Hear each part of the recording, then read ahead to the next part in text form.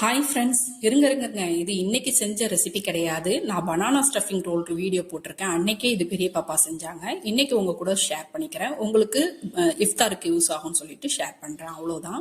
இன்னைக்கு ஈவினிங் 4:00 போல தான் ப்ரிப்பேர் பண்ணலான்னு இருக்கேன். சூப்பரான ரெசிபி ரெடி பண்ண போறேன். அதை நான் உங்களுக்கு ஈவினிங்கே ஷேர் பண்ண முடிஞ்சா ஷேர் பண்றேன், இல்லைன்னா நாளைக்கு பண்றேன்.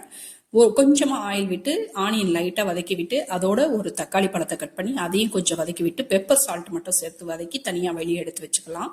ஒரு பிரெட்டை டோஸ்ட் பண்ணி எடுத்துட்டு ரெண்டு பக்கமும் கீ விட்டு டோஸ்ட் பண்ணிக்கிட்டோம். அது மேல இந்த வதக்கி வச்சிருந்த ஆனியன் டொமேட்டோவை வச்சு மேல ஒரு ஸ்லைஸ் சீஸ் வச்சுட்டு இன்னொரு பிரெட்டால க்ளோஸ் பண்ணி ரெண்டு பக்கமும் கீ போட்டு நல்லா அழகா டோஸ்ட் பண்ணி எடுத்து அழகா சர்வ் பண்ணலாம். அவ்வளோ எம்மியா இருக்கும்.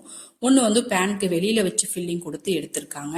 இன்னொன்று பேன் மேலேயே வச்சு பாப்பா செஞ்சு காமிச்சாங்க. அவ்வளோதான், வேற ஒன்றும் இல்லை. அதே தான் பிரெட் வச்சு டோஸ்ட் பண்ண பிரெட் மேலே இந்த ஃபில்லிங் கொடுத்து மேலே ஒரு ஸ்லைஸ் சீஸும் வச்சுட்டு இன்னொரு லேயர் கூட நீங்கள் ஃபில்லிங் கொடுக்கறதுனாலும் கொடுக்கலாம், இல்லை இன்னும் நிறைய வெஜ்ஜிஸ் வேணும்னாலும் ஆட் பண்ணிக்கலாம். எப்படி சாப்பிட்டாலும் நல்லா இருக்கும், ஹெல்த்தியாக இருக்கும், ஃபில்லிங்காக இருக்கும். கண்டிப்பாக ட்ரை பண்ணி பாருங்க. இதை சர்வ் பண்ணும்போது ஹாஃபாக கட் பண்ணிட்டு சர்வ் பண்ணோம்னா பார்க்கறதுக்கும் அழகாக இருக்கும், சாப்பிட்றதுக்கும் கம்ஃபர்டபுளாக இருக்கும். ட்ரை பண்ணி பாருங்க. லைக் பண்ணுங்க, சப்ஸ்கிரைப் பண்ணுங்க, சப்போர்ட் பண்ணுங்க ஃப்ரெண்ட்ஸ். தேங்க்யூ.